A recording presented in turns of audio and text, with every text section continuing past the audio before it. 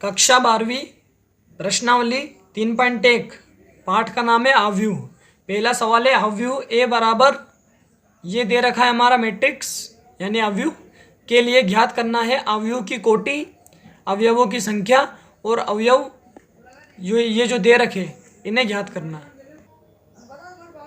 हमें जो अवयव दे रखा है इसकी कोटि ज्ञात करना है। तो कोटि होती है पंक्तियों की संख्या गुणित स्तंभों की संख्या।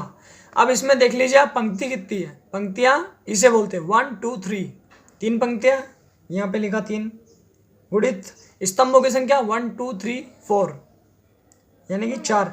अब हमें इनका गुणा नहीं करना, गुणा इसलिए नहीं करना है क्योंकि जब आपसे कोई पूछता है कि आपका घर कितने का तो आप बताते 10/40 का, उसका गुणा करके तो नहीं बताते।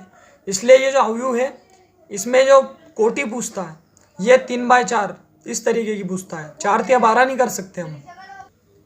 अब हमें अवयव में अवयवों की संख्या ज्ञात करना है। अवयवों की संख्या बराबर पंक्तियों की संख्या गुणित स्तंभों की संख्या, फॉर्मूला वही है लेकिन इसमें गुणा करके लिखना है।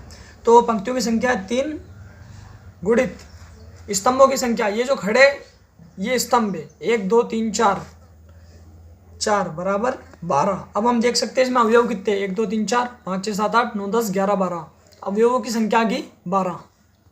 अब हमें इसके अवयव ज्ञात करना है, ए 1 3 ज्ञात करना है। तो 1 3 का मतलब होता है पहली पंक्ति का तीसरा अवयव। अब हम यहाँ पे देखते हैं पहली पंक्ति है और इसका तीसरा अवयव कौन सा है 19, यहाँ पे लिखेंगे हम 19। इसका मतलब होता है दूसरी पंक्ति का पहला अवयव, ये दूसरी पंक्ति ये पहला अवयव यानी कि 35। तीसरी पंक्ति का तीसरा अवयव, ये तीसरी पंक्ति ये तीसरा अवयव, इसका मतलब होता है -5। इसका मतलब होता है दूसरी पंक्ति का चौथा अवयव यानी कि 12। इसका मतलब होता है दूसरी पंक्ति का तीसरा अवयव यानी कि 5/2। इसी के साथ हमारा पहला सवाल कंप्लीट होता है। दूसरा सवाल है यदि किसी अवयव में 24 अवयव है तो इसके संभव कोटियां क्या है। यदि इसमें 13 अवयव हो तो कोटियां क्या होगी। अवयवों की संख्या दे रखी है 24।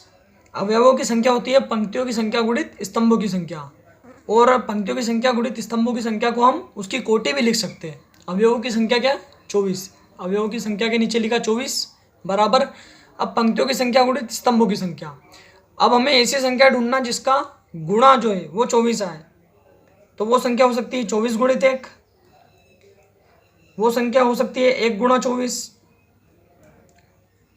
ये हो सकती है 8 गुणित 3 8 या 24, 3 गुणित 8 हो सकती है, ये हो सकता है 12 गुणित 2 12 दूना 24 और 2 गुणित 12, ये हो सकता है 6 गुणित 4 4 गुणित 6। इसी के साथ हमारा दूसरे सवाल का पहला भाग कंप्लीट होता है। इसका दूसरा भाग है यदि इसमें 13 अवयव हो तो इसकी कोटियां क्या होगी।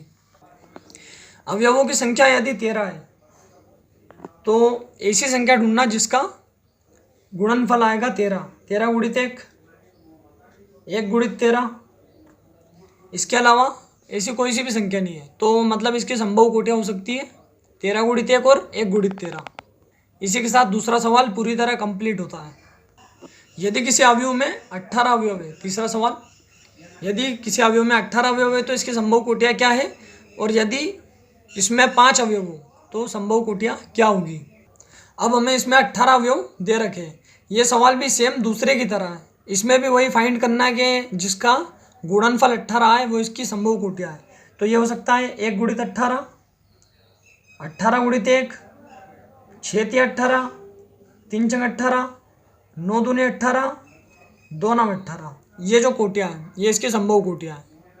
अब इसका दूसरा भाग है यदि इसमें 5 अवयव है तो इसकी संभव कोटियां क्या होगी।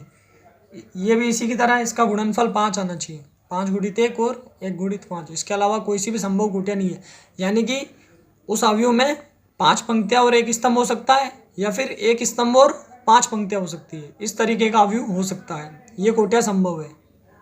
इसी के साथ हमारा तीसरा सवाल कंप्लीट होता है। वीडियो पसंद आए तो लाइक शेयर और सब्सक्राइब कीजिए हमारे चैनल माइक्रोमैथ्स को। और हम अभी और अलग अलग तरीके के पाठों की वीडियो डालते रहेंगे, अपलोड करते रहेंगे।